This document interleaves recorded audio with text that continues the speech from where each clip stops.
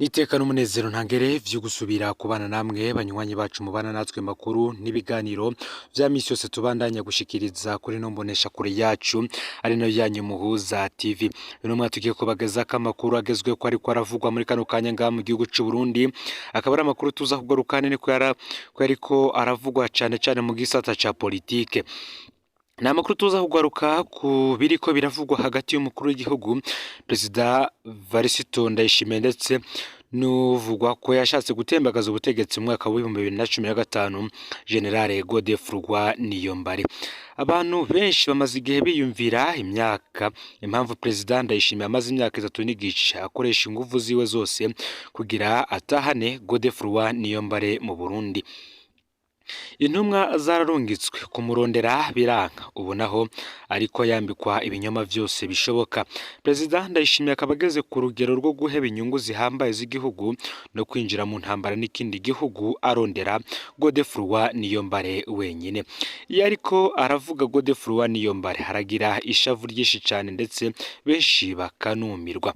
Bamwe bakibaza niba ntabanga Godefroid Niyombare ahishije rituma Perezida Ndayishimiye yumva ko adashobora kurongora atamufise mu gihugu.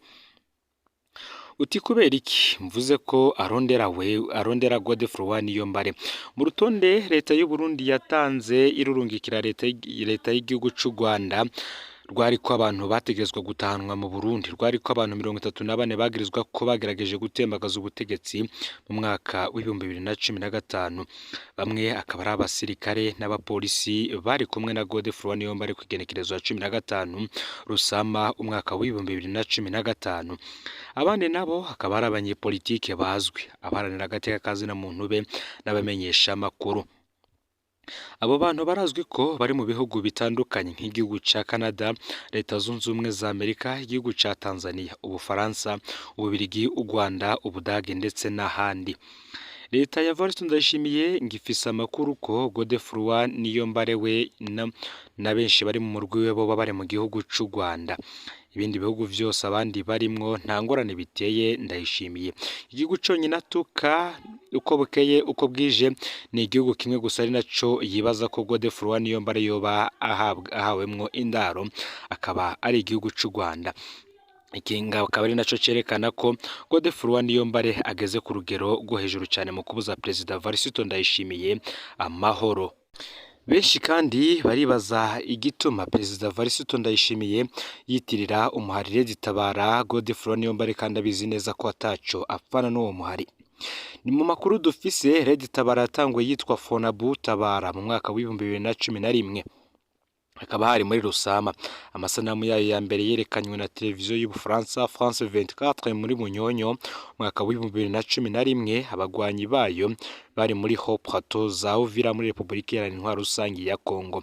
Ico gihe Godefroid Niyombare yatwara ibiro bikuru vy'igisirikare c'u Burundi mu gihe General Varisito Ndayishimiye we yari umuyobozi mwishikira mu biro vy'umukuru w'igihugu ajejwe ibibazo vy'igisirikare.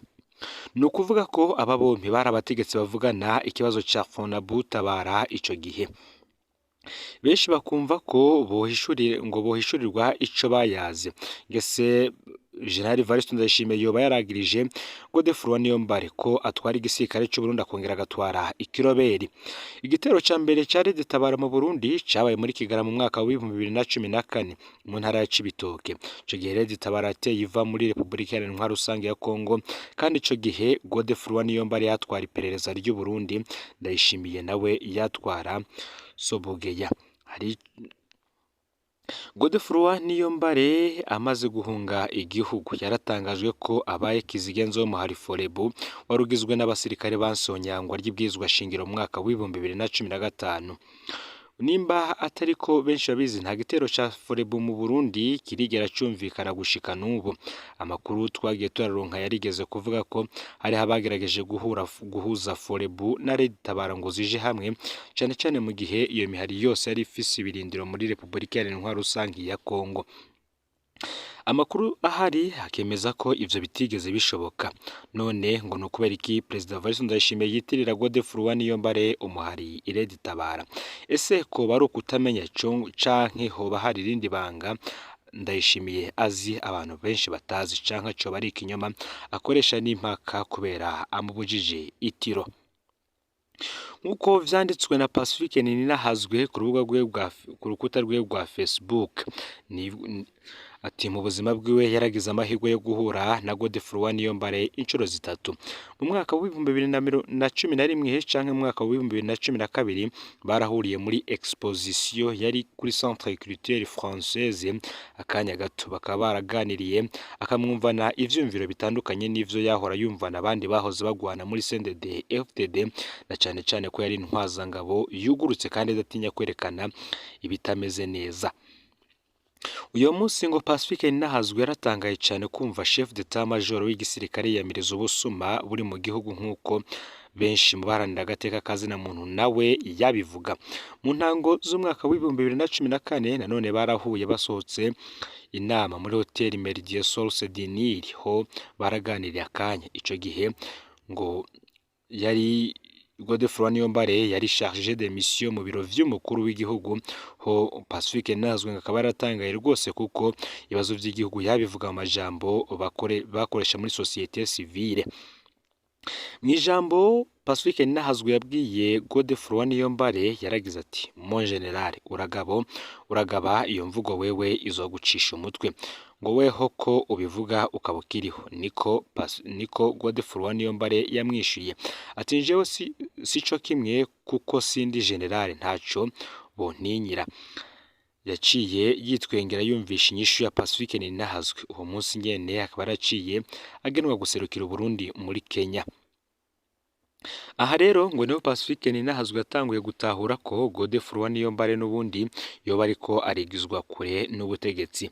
Irya gatatu, Pacifique Ninahazwe ntaco yashimye kurivuga ko, ariko naho nyene ngo yari wa wundi, ngo yari umuntu akuganirije naho haca imyaka 5 mutavuganye usanga akiri wa wundi. Ngo ntari mahindagu, abamuzi bose bamuvuga nk'umugabo atihindukiza ku ijambo, énorme de principe. Ubwo abo bahoranye ku rugamba nabo ngo sico boba bamuhora. Ndayishimiye ari mu bantu basangiye urugamba na Godefroid Niyombare, akabazi uko ameze, ngo nikatinya kiri kuri Niyombare ku buryo abona ko atazigira ronka amahoro Godefroid Niyombare acidegembya.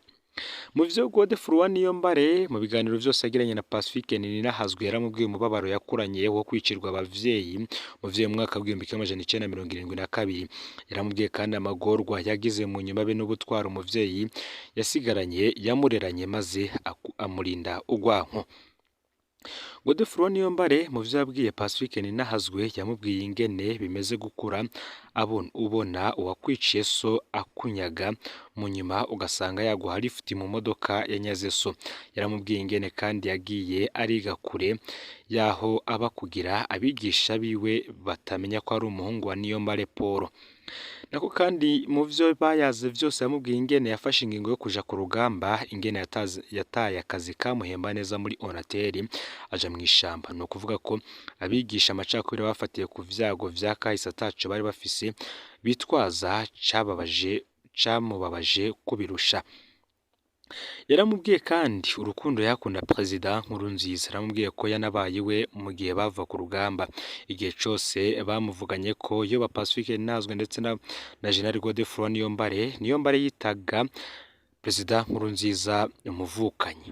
N'ubu kandi ngaremeza ko no mu bategetsi bose bahoze muri CNDD FDD bamaze kuganira kuri Godefroid Niyombare. Wa mbere uvuga neza niwe wa mbere ngavuga neza Nkurunziza. Muri Ruhuhuma mwaka wa 2015 nk'umukuru w'iperereza yari afise ikibanza abajenali nka bose bipfuza mu Burundi.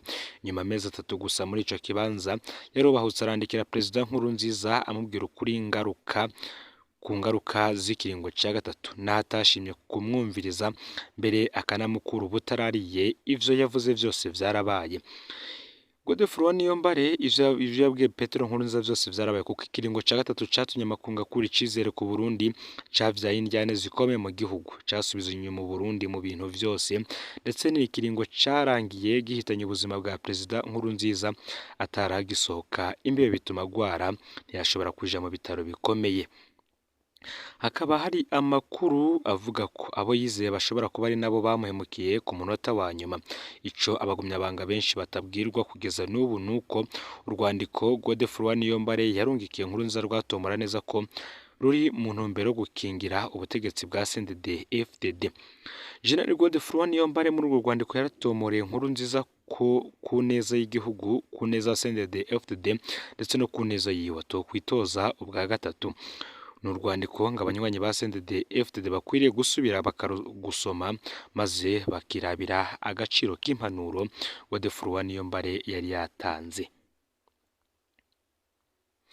Ni nako kandi hari akabazo Pacifique Nazwe ngo yibarije Niyombare ati kubera iki kwigenekerezo ya 13 Rusama mu mwaka wa 2015 yavuze ko ahagaritse Petero Nkurunziza ariko ko adahagaritse ibwirizwa shingiro.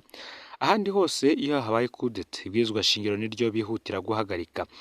Abajije kandi ingene yari gutwara igihugu kandi yagumijweho ibwirizwa shingiro rishira izindi nzego.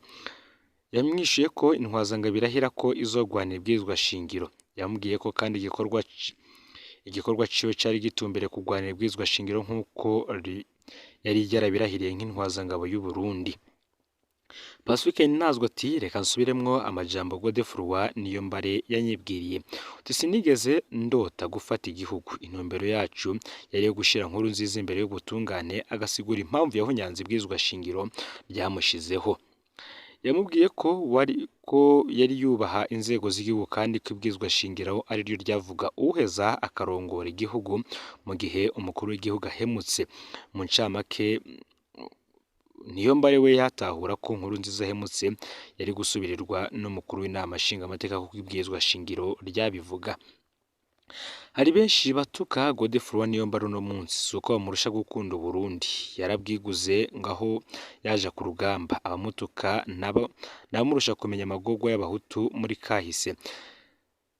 Se wa Godefroid Niyombare yarishwe n'ivyo wabo vyose biranyagwa. Mu buto yarabaye muri Paripehutu, mu nyuma aba chef d'état major wa mbere w'umuhutu mu gisirikare cy'u Burundi. Ibibazo vy'amoko arabizi neza. Abakwiragiza abamwagiriza guhahamira ubutegetsi bibagira ko benshi bahemutse kugira baronke ikibanza wewe yari asanganywe. Ngiyo ukunda amaronko yakunda amaronko nawe yari kunuma akigumira mu munyenga w'ubutegetsi. Ngo nta nuwovuga ko akunda Nkurunziza kumurusha. Aho Ndayishimiye na bagenzi be basinye ikete ryo muri Munyonyo umwaka wa 2014 ntiyarimwo. Nkurunziza yamugenyeye kurongora iperereza nk'umwizigirwa, yarazi ko atigera amubesha.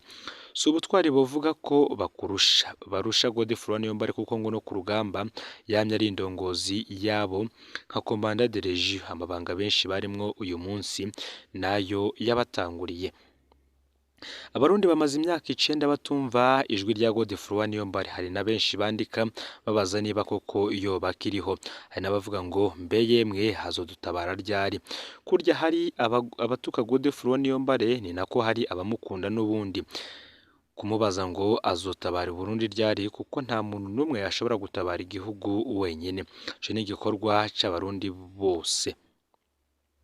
Ngo mukurindira inyishu Godefroid Niyombare ahereza Pacifique Nazwe aramusabiye umugisha ku Mana uhumuhaye indaro akamurinda abamuhama. Nako kandi adatahura abavuga ko bashize Imana imbere bagahama uwabahunze. Barigabiye ko iyo Mana izi gutabara impunzi.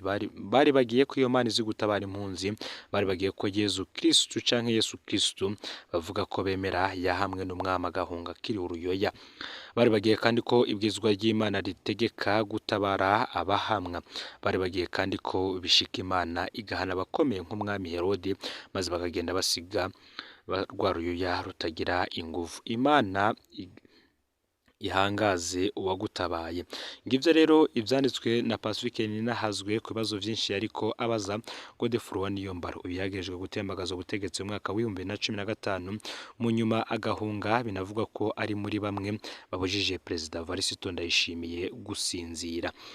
Vyonda subscribe canke sabone niba utari wafite ndako kugira ngo tuzucikanwa nayo dushikiriza usangiza no makuru bagenza aho baherereye hose kugira ngo baje bashikirwa nayo biriko biravugwa bigezwe ko ngaha mu gihugu cy'u Burundi hanze y'imbezo y'igihugu cy'u Burundi ndetse no makungu ya kure. No Muhoza TV Imana ibahezagire.